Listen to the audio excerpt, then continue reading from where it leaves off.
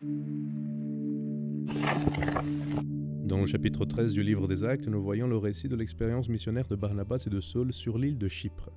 Cette île était connue pour ses beaux bâtiments et le temple dédié à la déesse Aphrodite. Dans ce chapitre, nous trouvons un conflit d'intérêts entre trois parties principales. D'abord les Juifs, dont le but est de porter l'évangile. Ensuite, un proconsul romain, Sergius Paulus, décrit comme un homme intelligent qui avait le désir de voir les vérités de la parole de Dieu.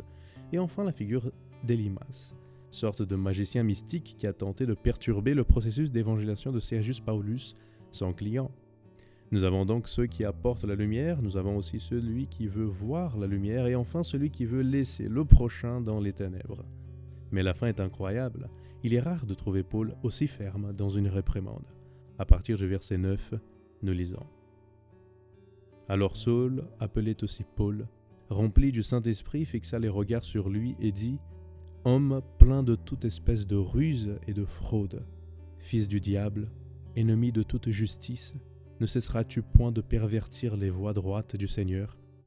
Maintenant, voici la main du Seigneur est sur toi, tu seras aveugle, et pour un temps, tu ne verras pas le soleil. » Aussitôt l'obscurité et les ténèbres tombèrent sur lui, et il cherchait en tâtonnant des personnes pour le guider.